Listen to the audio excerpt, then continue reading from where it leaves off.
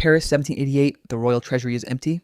Over 45,000 handwritten notebooks flood into the capital from every corner of France, each one cataloging grievances, injustices, demands.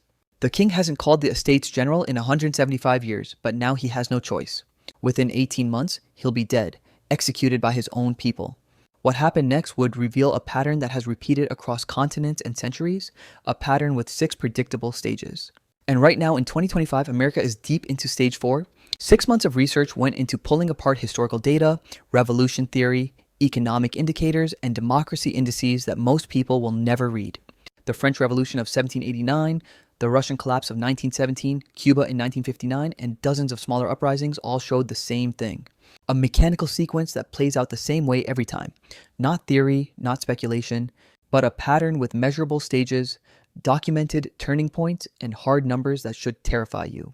So here's the real question. If we're at stage 4 right now, if the pattern is already in motion, if history says what comes next, then what happens to a country of 330 million people when the last 2 stages hit? And is there anything we can do to stop it? This isn't about left versus right or one president or one election. We're talking about a systemic collapse pattern that historians have identified across every major revolution in modern history. And the terrifying part is that it doesn't care about your politics or your intentions. It just runs. The 6 stages are this. Stage 1 is extreme wealth inequality creating a powder keg.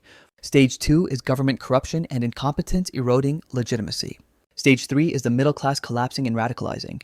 Stage 4 is loss of faith in institutions reaching a breaking point. Stage 5 is a revolutionary movement gaining mass support. Stage 6 is the government being overthrown, followed by chaos, violence, and often dictatorship. To democracy. Not approaching it, not flirting with it, already there. The Polity Project dropped the US polity score from +8 to near 0 by early 2025, and that's not a decline, but a cliff. The VDEM Institute shows a nearly 10% decline in US democracy levels since 2012, bringing us back to mid-1990s standards, while over 75% of Americans across party lines agree that democracy is under threat. How did we end up in a system this fragile without anyone noticing? The first time this pattern was truly understood was France 1789, and the signs were everywhere. By 1788, the royal treasury was bankrupt while the aristocracy refused to lend the crown any more money. Food riots broke out in Paris in April 1789, and the Parlement of Paris openly defied the king. On June 17, 1789, the Third Estate declared itself the National Assembly, a direct challenge to royal authority. And 3 days later, they took the tennis court oath, pledging not to disperse until France had a constitution. Then came July 14th, the Bastille. A crowd stormed a fortress prison holding only 7 inmates but containing massive weapon stores. The governor was killed and the revolution had begun. Within 4 years, the king was executed on January 21st, 1793, beheaded for treason. But that wasn't the end because that's when it got worse. September 5th, 1793 is where the pattern reveals itself. The Committee of Public Safety, led by Robespierre, took control and launched the Reign of Terror, and over the next 10 months, 1,600 people were officially executed for counter-revolutionary activity. The real death toll was closer to 40,000, including those who died in prison awaiting trial, while Robespierre personally arrested 542 individuals. The revolution devoured its own children, moderates, radicals, aristocrats, clergy, anyone could be next. On July 27, 1794, Robespierre himself was overthrown and executed. The terror ended, but the chaos didn't.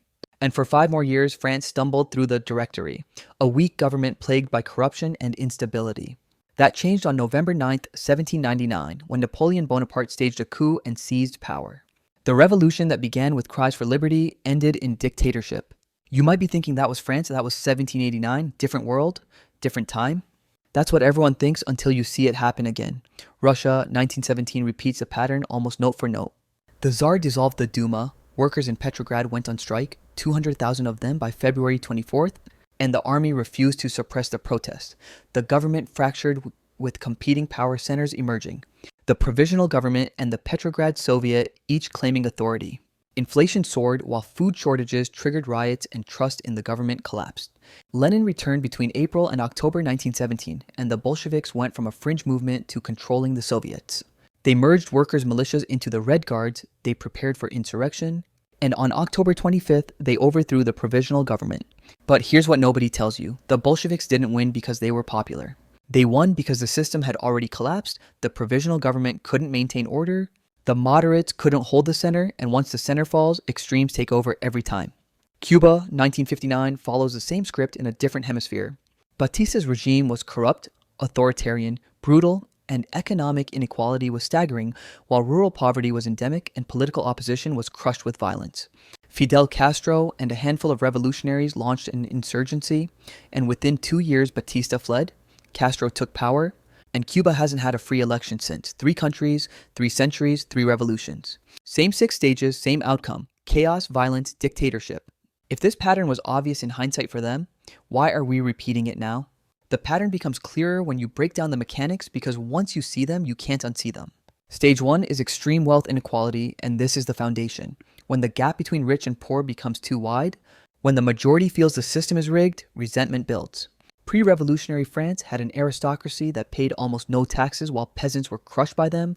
Russia had land ownership concentrated in the hands of nobility while millions of peasants lived in squalor. And Cuba had foreign corporations and elites controlling the economy while rural workers had nothing. America today has the top 1% holding more wealth than the entire middle class. CEO to worker pay ratios have exploded from 20-1 in the 1960s to over 350-1 today. While home ownership is out of reach for an entire generation, this is the powder keg. Stage 2 is government corruption and incompetence, and once inequality is entrenched, the government loses its ability to manage crises. Louis XIII couldn't pass financial reforms in France. The Tsar mishandled World War I, causing millions of deaths and economic collapse in Russia, and Batista's government in Cuba was a kleptocracy. America today has congressional approval ratings hovering around 20%. Insider trading by elected officials is rampant, policy gridlock is permanent, and trust in government institutions has fallen by 40% since the 1970s.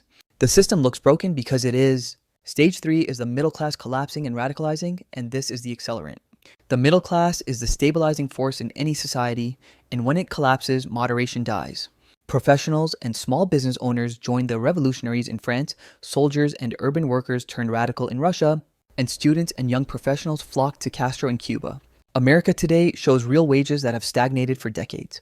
Middle-class wealth has eroded, college debt has exploded, and political radicalization is skyrocketing on both ends of the spectrum. Moderates are disappearing. That brings us to stage 4, which is loss of faith in institutions. This is where we are right now, and this is the point of no return.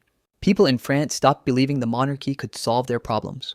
Neither the Tsar nor the provisional government had legitimacy in Russia, and Batista's government in Cuba was seen as a foreign puppet. America today has trust in Congress that has dropped 45 percentage points since the 1970s. Trust in the Supreme Court is down 12%, trust in the media has collapsed, and according to VDEM, constraints on executive power are weakening. Election legitimacy is openly questioned by millions while large-scale protests involving millions have erupted across all 50 states. We're not approaching stage 4, we're already there. Which stage are we actually in right now, and what does history say happens next? Stage 5 is when a revolutionary movement gains mass support. This is where an organized faction, whether political party, social movement, or armed group, begins to unite disparate grievances under one banner. The Jacobins in France, the Bolsheviks in Russia, Castro's 26th of July movement in Cuba. We're not quite there yet in America, but the conditions are being set. Political polarization has reached historic levels, and party favorability gaps have risen from 27 points in 1978 to over 45 points by 2016. Somewhere between 5% and 15% of Americans now express support for political violence against opponents, and that's not fringe, but tens of millions of people. What changed my mind about how much time we have is this. From 2010 to 2019, over 50% of nonviolent movements included violent elements, up from 30-35% in prior decades. Demonstrations in 2020 showed that government interventions rose from under 2% of protests in 2019 to 9% in 2020, with over 54% involving force like tear gas or rubber bullets. When state repression escalates, violence increases, and in Portland, violent demonstrations jumped from 53% to 62% after federal agents intervened. That's the feedback loop. Repression breeds violence, violence justifies more repression, and the cycle accelerates. We're not just following the pattern, we're accelerating through it. What does this actually mean for someone with a mortgage, a job, and a shrinking paycheck? Stage 6 is what every revolution in this pattern looks like when it reaches the end, and it's government overthrown followed by chaos. The terror in France killed 40,000 people in less than a year, while the Vendée Civil War killed another 250,000. Then 5 years of weak government, then dictatorship under Napoleon. The Bolshevik takeover in Russia triggered a civil war that killed millions, and famine, repression, and purges followed for decades. Castro's revolution in Cuba led to mass executions, political prisoners, and a one-party state that still exists today. Every time, chaos, violence, and authoritarian rule. The counter-argument is that maybe we really are different. Maybe America's democratic institutions are stronger. Maybe our Constitution, our checks and balances, our tradition of peaceful transfer of power will hold. And maybe France, Russia, and Cuba don't apply because we have a different history, different culture, different wealth. We do have advantages they didn't, but ask yourself this. Isn't that exactly what they thought? The French believed their monarchy was divinely ordained and eternal. The Russians believed the Tsar was untouchable. And Batista thought he had the support of the military and the United States. They were all wrong. The pattern teaches us that it's not about whether you're special, but whether the math works, and right now the math is breaking. Can a revolution be stopped once it reaches stage 4, or is it inevitable at that point? Scholarly research shows revolutions are probabilistic, not inevitable, and even at advanced stages, outcomes depend on dynamic interactions between actors, regime responses, and contingent events. That means reversal is possible, but historical data also shows it's incredibly rare. By the time you reach stage 4, the structural conditions are locked in. The economy is broken, institutions have lost legitimacy, the middle class is radicalized, and the feedback loops are self-reinforcing. In the American Revolution, by the time fighting started at Lexington and Concord, there was no going back because perceptions were entrenched and actions were irreversible. The same was true in France after the Bastille, in Russia after Bloody Sunday, in Cuba after the Moncada barracks attack. Stage 4 doesn't guarantee stage 5 and 6 will happen, but it makes them far more likely.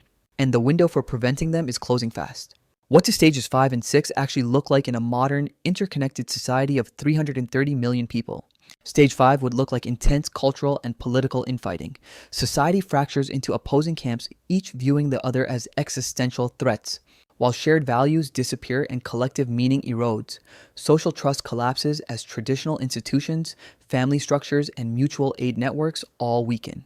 Governance becomes ineffective while factions within government vie for control, and law and order break down in some regions. Supply chains fracture, unemployment spikes, and scarcity in food, fuel, and essentials becomes common. Stage 6 is the culmination, systemic collapse of complex institutions. A dominant minority clings to power while a bitter, divided lower class erupts, and social coordination drops drastically as centralized control vanishes. Economic specialization shrinks, political units fragment, and basic survival becomes paramount. Mindset dominates as cultural identity dissolves and population decline begins. Public services are abandoned and widespread insecurity reigns. This isn't science fiction, but what collapse looks like based on historical models, and it can happen fast, not over centuries, but over decades, sometimes faster. You might be thinking this sounds like doom-mongering, fear-mongering, alarmism. The thing is, I'm not telling you this will happen, but that the pattern says it can. And we're further along that pattern than most people realize. Go back to where we started, Paris, 1788, and those 45,000 grievance notebooks. The people who wrote them didn't see the terror coming, they didn't see Napoleon coming, and they thought they were just asking for reforms. They thought the system could be fixed. They were wrong. The pattern is invisible until you know what to look for. And by the time it's obvious, it's often too late. 4 times this has happened. 4 times the people living through it thought they were different. And 4 times the math proved them wrong. The difference between them and us is that we can see the pattern now. We know what stage we're at and we know what comes next, but the question is whether knowing is enough, whether we'll recognize the warning signs before they become headlines, whether we'll take action before the feedback loops become irreversible. I can't tell you exactly when stage 5 hits. Could be 5 years, could be 15, could be next year, but I can tell you this, when it happens, it'll happen fast. France went from bankruptcy to beheading a king in 5 years. Russia went from strikes to Bolshevik control in 8 months, and Cuba went from Moncada to Havana in 6 years.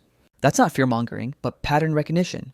If you want to understand what's coming, if you want to see the signs before everyone else does, if you want to be the person who isn't shocked when the news breaks, you need to subscribe, and you'll already know. The answer's been sitting in the pattern this whole time. The question is whether we're willing to see it.